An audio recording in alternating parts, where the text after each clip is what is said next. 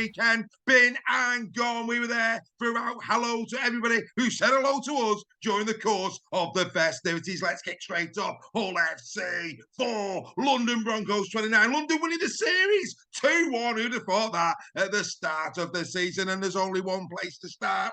Josh Rourke, what a player. The show and go for his first try. The flick out the back door to Maludi for the Campagnolo try. Outstanding, and nobody was going to rise higher than Josh Rourke for his second. Oh, Wakey Trinity, you must be laughing all the way to Super League, as you, of course, have picked up this man for 2025. It was a poor performance, this, from Hull FC. I mean, all season long, we've been waxing lyrical about Herman SA.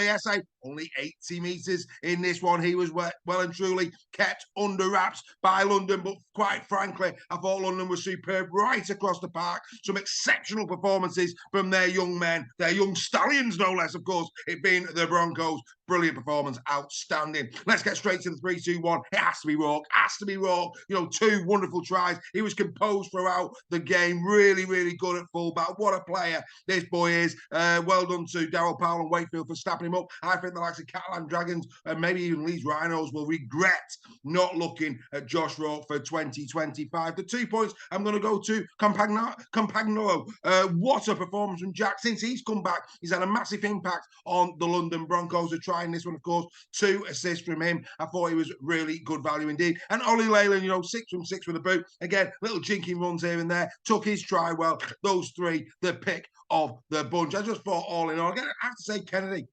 We said on Team of the Week that Kennedy has been going under the radar. Of course, didn't get many plaudits when he was at Hull KR, but 129 metres in this one from 19 carries. Reece Kennedy, yet again, deserves a little bit of a note in dispatches, but like I say, London now 6-6 alongside Hull FC. There is only 121 points separating these two, so defence will be key. I mean, can London finish 11th? I mean, if I was Hull FC fans, I'd be very concerned indeed. Congratulations to Mike Eccles, another superb post-match press conference. If you haven't seen it, get over to YouTube. Make sure you watch that. Right, game 2. Saints, you wouldn't believe it, would you? You really wouldn't. Wigan now getting the bragging rights in the regular season, 2-1 over the Saints. And, Paul Wellington, his post-match press conference, saying he's really disappointed with the Marshall try. Not only the fact that he had so much room on the left edge to go in, but the fact that they turned off and allowed him to come inside by 10 metres for a very simple conversion kick. That's not good enough at any level. It really isn't. The Saints, of course, were decimated in this one. They lost James Bell and Curtis Simmons during the course of the game as well.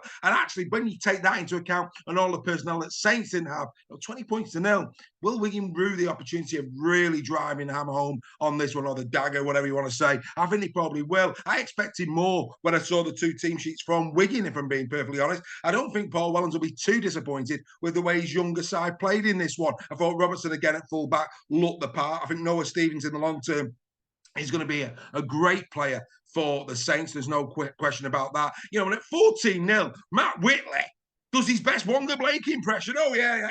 Try line beckoning, Matt. The try line's beckoning. What we're going to do? Let's try an offload instead.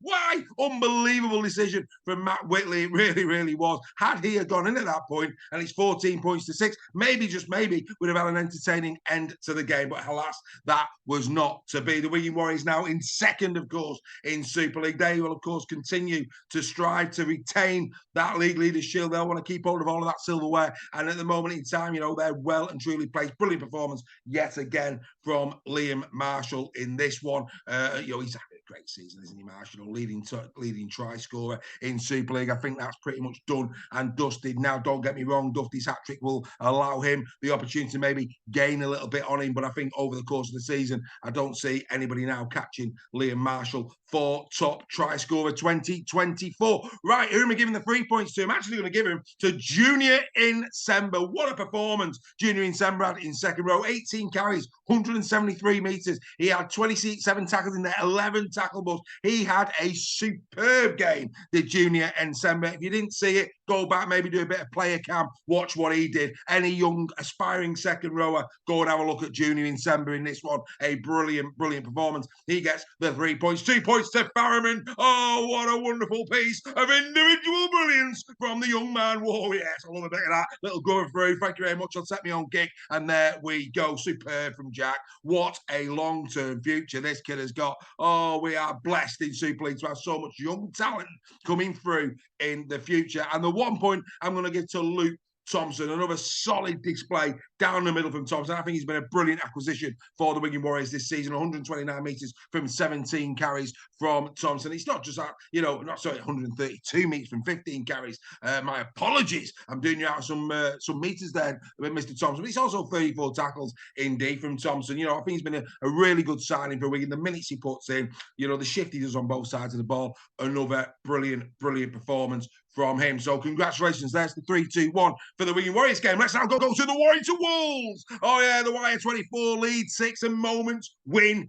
games. That's right. Let's go to moment number 1. Josh Fewlis. What a tackle on Ash Hanley. That was a thing of absolute quality. Oh yes. I mean, I'm not being funny. Even Roy Schneider and Robert Shaw didn't have as much luck in terms of, catching the killer shark. That's what Hanley was. He was a killer shark. He was going for it. Oh, come here. Come into this keep there. Thank you very much indeed. Oh, superb from Josh Fewlis. And just like a lamb's shoulder, when it's roasted to perfection with a bit of garlic and rosemary, is a thing of beauty. So was the shoulder of Ty. Oh, whoa, talk about tenderising Miller. It was a thing of quality, that from Ty. Come here, son. Have a bit of this shoulder. And of course, the ball spilled. Williams goes off. Tucked into it, didn't he? Tucked into that 4-pointer. Did George Williams quite rightly, whoa, carry knife out. Thank you very much, Roderick. I'll take the slice. Superb stuff from Roderick Ty, who I think has been a really good find for the Warrington Wolves. Might not be glamorous, but he's getting better and better all the time. Is Roderick Ty. And of course, moment number 3, the Fussatua yellow card. He likes to sit down, does David, doesn't he? Whether it be injuries or yellow cards, and off he goes again. And in that period, Matt Duffy struck twice. That's right, 10 points in that period, and the game was done and dusted. Another stellar performance from Matt Duffy. We've been accused, I believe, by some of the Wigan fans of being the Duffy show. Not at all. But come on, last year we were waxing lyrical over Bevan French and his quality. It's only right and it's only appropriate that we do the same with Matt Duffy this season. He's having a superb season for the Warrington Wolves. There's no surprises here, folks. He gets the 3 points. He has to be the man of the match in this one. 3 tries, 192 metres from 22 carries, 10 tackles, 2 clean breaks. Oh, yeah, superb. But he was run very, very closely by Danny Walker. His introduction, I felt, was really key. Leeds got away with one. I mean, he had one of those darting runs, didn't he? That didn't quite come off with Duffy. And then, of course, a few moments later, they executed it to perfection. Danny Walker in this from dummy half terrorised the Leeds Rhinos in that period. He gets the 2 points. And the 1 point I'm going to give to George Williams. Very close, though, to giving it to Roderick Ty. But over the course of the full 80 minutes, I thought Williams deserved it a try. He got an assist in there, 135 metres from George running with the ball. Good to see him running with the ball this year from 16 carries, 2 tackle busts in this game as well. He's having a good season, George Williams. He deserves the point. Leeds Rhinos, it's not all done and dusted for you. I thought it was at full time. I was writing them up, but when you actually look at the league table, do you know what? They've still got a glimmer of hope. Massive game for them at the weekend. I think they're hosting the Catalan Dragons. They need to win that. If they win that, I think it's still game on. I think the 3 teams that are currently 4th, 5th and 6th will be looking over their shoulder. If Leeds and Leigh can perform to the highest level and get some points, they could come back and get a result. Let's keep a close eye on that. But I think the Leeds fans will be very disappointed. The only good thing that came out of this for the Leeds Rhinos, I thought, was the try. Beautiful grubber kick from Reece Martin. Of course, he's off to KR next year. And of course, there goes Momorowski in. That was pretty much their finest moment on the night. I believe Brad Arthur a bit disappointed with some of the decision making in the game. Don't get me wrong, the penalty count was very much in the favour of the Warrington Wolves. The penalties that Leeds were giving away in this one, I think the total, let's just have a quick look, 7 in total. Warrington only 2. So yeah, I mean, there's no doubt about it there. Where the penalty count was concerned, Leeds come up on the wrong end of it. But I think over the course of the 80 minutes, I don't think Leeds Rhinos fans can have any real complaints. It was a good performance from the Warrington Wolves, and they fully deserved to get their win and keep themselves in the game for the League Leaders Shield. We go to day number 2. Leigh Leopards 26. Salford Red Devils 0. Brilliant win this one for the Leigh Leopards. The Peterborough Brigade are getting giddy. They're on a great winning streak at the moment. They fancy the chances. They've got London this week. Oh, it could just be the great escape in terms of getting into the top 6 this season. They're not giving up hope, are they? To nil Salford, I think, is a really statement from them. I mean, don't get me wrong, it was a mixture of Lee's class on the day, but also the indiscipline of the Salford Red Devils. Those 2 yellow cards really did hurt the Salford Red Devils on the day, but their playoff ambitions are absolutely intact. The Lee Leopards, the Hanley try. Oh, it was as magnificent as Bo Derrick running towards Dudley Moore in 10. Oh, it was beautiful. No wonder Adrian Lamb was praising Hanley, at full time in terms of his transition into centre. Oh, it was absolutely joyous. Bo Derrick, a mile handler, take your pick, beautiful stuff, outstanding, really good from him. I thought the Lafai McDonald were really well contained, but actually going back to Hanley, what a shot from Tim Lafai. Oh, nice on your man, Hanley. Oh, yes, it was like watching an episode of Takeshi's Castle. You picked the wrong door, Hanley boy. You don't run at the door that's shut. Oh, yeah, superb. And that was probably, again, about as good as it got for Salford. That and the Hankinson try save for the Gareth O'Brien effort. Those 2 were their best moments of the game. I don't think that Paul Rowley will be very pleased. I mean, his post-match, he said that, you're not going to beat a team like Leeds with 11 men on the field, but I thought Lee were white hot as well. They scored some wonderful tries, really good. I thought the Pappy try on the left-hand side at the death, really good. I thought, the Hardacre one, fully deserved his try, did Zach Hardacre on the day. He was my 3-pointer. He was my man of the match. I thought he was superb. Absolutely superb. 205 metres from 20 carries, 10 tackle busts in the game. I mean, picking a fullback in this week's team of the week is going to be very difficult indeed when you consider some of the performances from the fullbacks in Magic Round. Another belter there from Zach Hardacre. 2 points to Edwin Ipape. I thought Ipape was back to his best. I really did. This was the dream team, Edwin Ipape. A try, an assist, 186 metres from 16 carries, 12 runs from dummy half. He had a field day at Ellen Road. He really did. Superb performance from Edwin. He gets me 2 points. And I'm going to give Mr. Hanley a point. I thought his try was wonderful. I thought his all-round game, he's really slotted in at centre well for the Lee Leopards. And I thought he shone in this, both sides of the ball as well. Did some good work in defence during the course of the game. So I'm going to give Hanley a point as well. Some other great performances in there as well for the Lee Leopards. But actually, some of the old guy, that's Kai O'Donnell, who has been brilliant the last few weeks.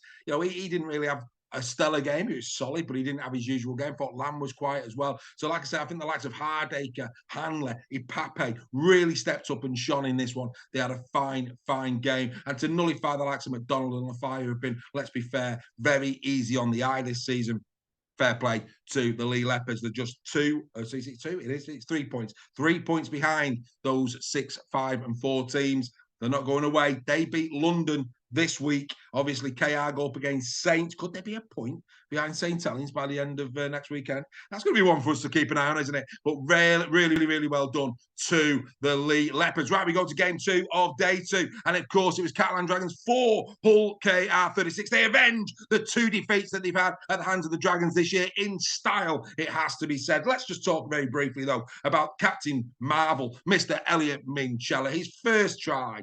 Well, let's be fair. It was just solid, wasn't it? I'm having a 4-pointer here. But then Napoleon, Washington, Ulysses Grant, they've all been applauding the game management, the marshalling, the attack of Elliot Minchella for his second. He heard that Julien Busquet was offside. So what does he do? He runs straight at him. Incredible intelligence in the heat of battle there from Elliot Minchella. Superb stuff, sir. He's had a brilliant season. Do you know what? At this moment in time, you'd be hard pushed to think of another 13 in the dream team than Elliot Minchella this year. He has been that good. He really was superb. And the game swung in that half-time period. Ryan Hall just before half-time, Minchella, that try after half-time, and that pretty much killed any chance of a Catalan Dragons resistance in this one. Let's get to it. Fingergate, not since Mr. Tickle as a story of Pinky's been so discussed. Oh, yes, what are you doing, Mikey, lad? What are you doing? No need to put your hands in there. I don't know what he's looking for. Maybe a bit of gold in a filling. I don't know. But you don't be doing that, Mikey. Oh, no. Let's be fair. Storming a teacup. Let's be absolutely clear. Nothing to talk about here. Thankfully,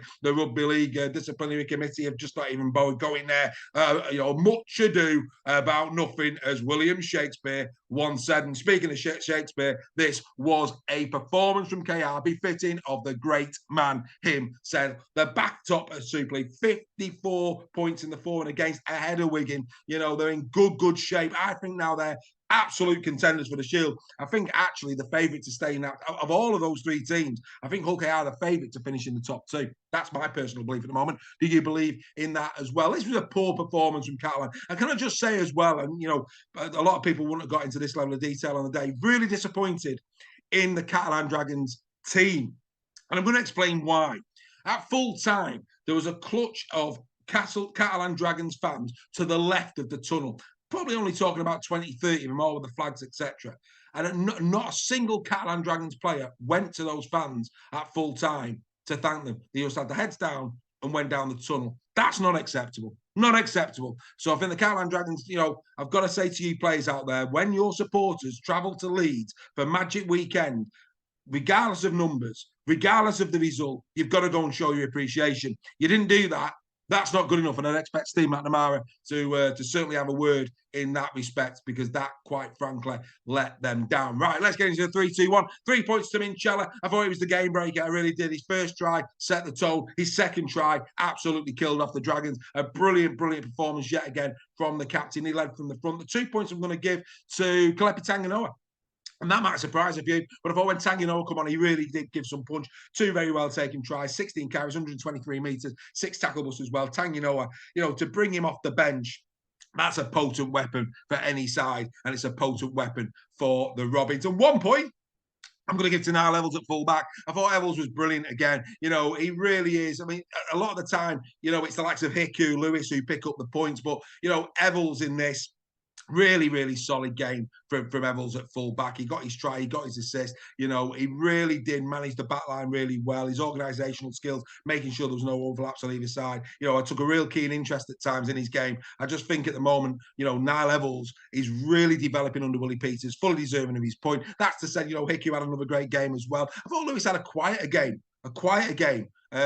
Maybe his fingers were sore, I don't know. But anyway, bottom line is, they're the 3-2-1 as far as Hull KR, Catalan Dragons concerned. KR now top of Super League. They don't seem to be going anywhere. Congratulations to you, Robins fans. And then, of course, the curtain comes down with Huddersfield Giants taking on the Castleford Tigers. And Huddersfield Giants are now the best performing team in history of Magic Weekend. That's right, they take over from Castleford, who had that distinction, and they did it in some style. They got off to a great start. The first half, it was all Huddersfield. I thought Castleford were pretty poor. It has to be said. They were better in the second half, a much better second half performance, but it was too little, too late. You know, Lola Haya went off in that first period for 10, and Castleford, just didn't lay a finger, didn't lay a glove on the Huddersfield Giants. In fact, they made it too easy. I'd have to say that. They made it too easy for the Huddersfield Giants. I thought, you know, Connor got man of the match. Yeah, he got his 4 goals. Yeah, he was busy. I didn't see him as man of the match, I have to be honest. I really didn't. I thought Fenton Rogers, yes, he got his yellow card. It's a big unit, Fenton, isn't he? The only thing with Fenton Rogers for me is he's not really getting much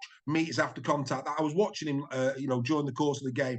Needs to work on that. Needs to keep those legs pumping. Maybe develop an offload in his game as well. But I think, you know, young kid learning his trade. I think, you know, the future could be bright there. I love the Halsall Hewitt. I do. I genuinely do. I think Halsall and Hewitt for me, lovely that both of these two got a try.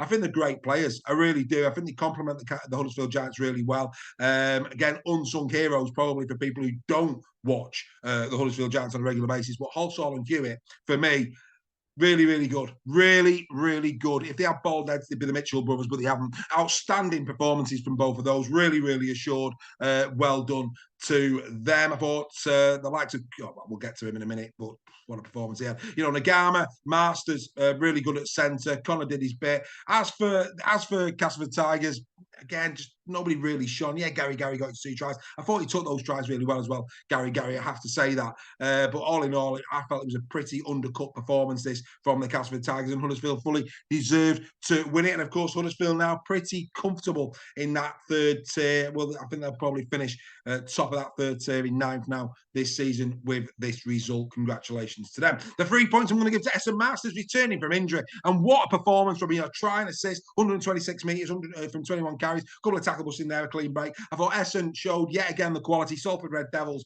you'll be looking at him, I'm sure any of the leftover Salford fans will be looking at Masters thinking he's going to compliment us in 2025, and he certainly will. The 2 points I'm going to give to the master himself. He's almost He-Man, isn't he? Oh, Leroy Cudjoe, what a player this boy is. Played at loose forward yet again, got an assist in the game. He rolled that tackle. Beautiful. I mean, shades of Benny Westwood. Superb stuff that from Leroy Cudjoe. 141 metres from 23 carries, 5 tackle busts. Leroy, no wonder he's going round again for another 12. I mean, dearie me, he's better than some of the young kids that are like 24, 25, 26, and he's got 36-year-old legs. Outstanding. I mean, how he continues to pass his MOT. Oh, I tell you, the car companies need to sign him up. That's what robustness looks like, ladies and gentlemen. And then finally, Jake Connor. I'm going to give him a point. I thought Connor, he kept his temperament right in this game. He concentrated on his rugby league, and the Huddersfield Giants got the dividends from that. Really solid performance, great kicking, 4 from 4. He was busy, he was at it. It was the best of Jake Connor, albeit, like I said, just think Masters and Cudjoe deserve more points. There you go, Magic Weekend. My Lord, that was a big in the sheds, wasn't it? Maybe we'll continue to do them like this. I don't know, but I hope you've enjoyed that. A couple of little one-liners in there, as always, for you. Magic Weekend comes and goes for 2024. We'll be back in 2025 with more Magic Weekend. Was it magic? Well, I don't think they got the brief, did they? Far too many blowouts in this one. We'll be discussing that in Sibley Raw Weekly this Thursday night, live, 8 p.m. New day, new time, just for this week. Of course, there's no Rugby League on Thursday. So where are you going to be? Make sure you tune in, YouTube, Facebook, Sibley Raw Weekly, this coming Thursday night, 8 p.m. That's been In the Sheds. That's been Magic Round. Hull KR, the team to catch. Bye for now.